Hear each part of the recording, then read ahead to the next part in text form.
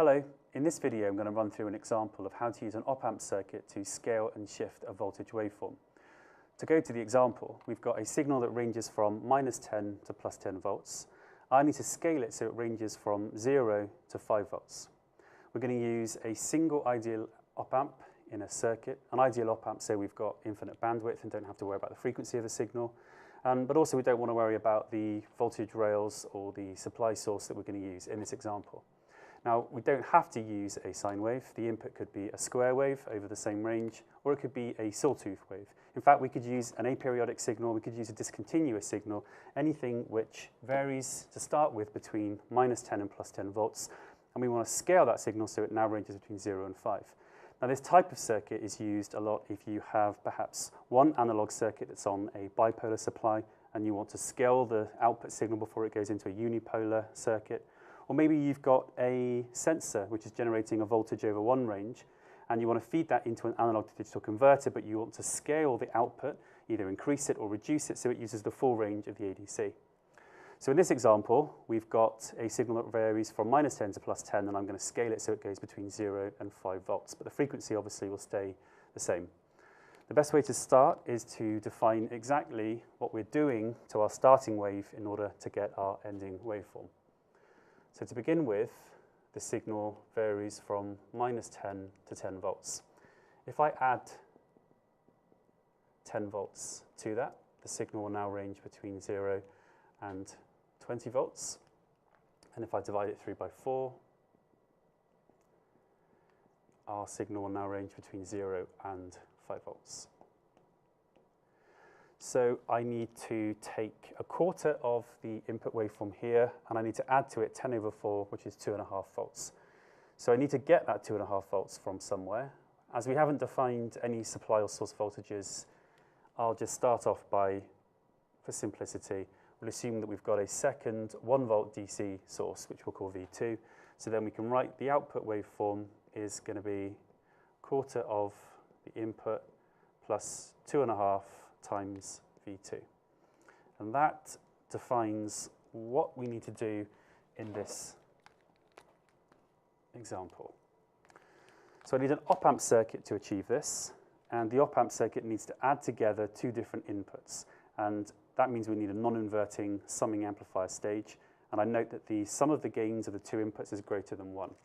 So that means the op-amp circuit we need is the non-inverting amplifier, which uses a potential divider feedback to increase the size of the signal. And we use the standard approach of summing together two inputs at an op-amp by adding together the currents at one of the input nodes. So we'll have two inputs, V in and this second 1 volt DC source.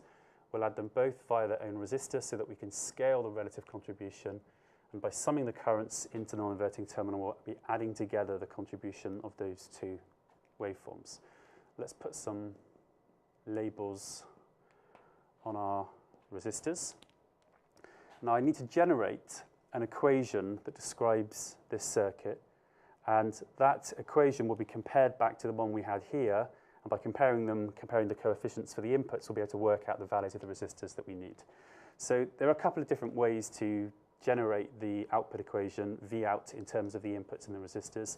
I'll use a simple method where we'll start by saying we don't know what the voltage is at this node, so we'll call it VU. But we know that the ideal op-amp will adjust the output voltage so that the potential at this point should match here, so that we have no voltage across the input. So both of these nodes should be at VU. Now, if I generate one equation for VU up here, and generate another equation for VU down here, I can eliminate VU and get one equation that describes the whole circuit. So let's start up here. If I do Kirchhoff's current law at this node, it doesn't matter which way I define the current directions, because I'm going to keep it constant for all of them. And I'll add together the current coming from the other resistor. There's no current going into or out of the op-amp, so they'll add together to make 0. If I bring this over to the other side, I'll get Vn minus Vu over R1 be equal to, swap the polarities, Vu minus V2 over R2. Cross multiply, I'll get R2 V in minus R2 VU is R1 VU minus R1 V2. Let's collect up the inputs on this side. So we've got R2 V in plus R1 V2. That's equal to R1 VU plus R2 VU. Now, if I collect up the terms of VU, I'll have VU is R2 V in plus R1 V2 divided through by R1 plus R2. That's my first equation for VU. If I then come here to try and get another equation for VU, I can see I've simply got a potential divider where the voltage is across R3. So using the standard potential divider, I could get VU as the potential here, which is R3 over the total resistance in this arm, R3 plus R4, multiplied by the voltage across the whole arm, which is V out minus ground. And there I have a second equation. So I can eliminate VU now by equating these two.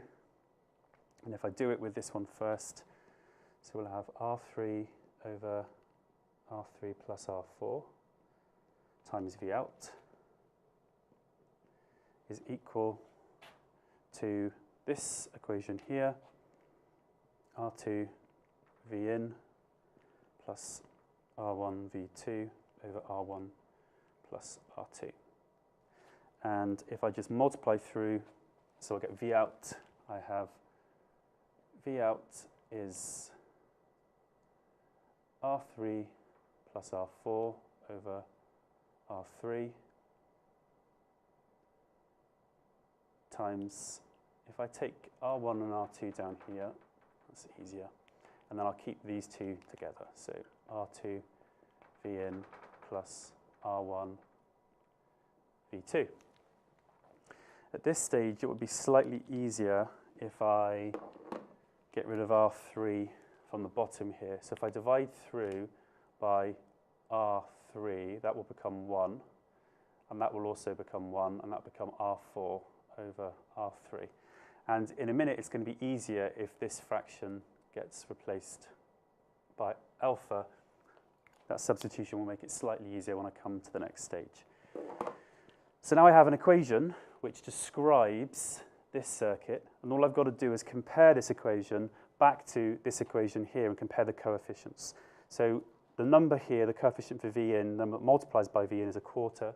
So I simply, somewhere over here, I'll write 1/4 equals the number down here that multiplies by V in, which is this term that I've called alpha, this fraction, multiplied by R2. And also then, for the second input, the coefficient of V2 is 2.5. And that's going to have to match the number that multiplies by V2, which is what I've called alpha, multiplied by R1. Let's do this divided by this. So we'll have 2.5 divided by 1/4 is 10. And that's going to be equal to the alphas will cancel, and we'll get R1 over R2. And we then can say R1 is 10 R2. If I let R2 be 10 kilo ohms, then R1 will have to be 100 kilo ohms. So there we go. I'll put boxes around those because we'll need those for our circuit. There's a 1. So that's our first two resistors, our two input resistors defined. I'm going to need this space in a minute, so I'll just clear this away. And now we need to take the other equation.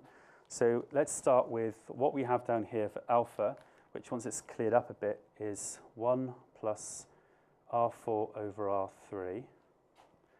And that's divided by R1 plus R2.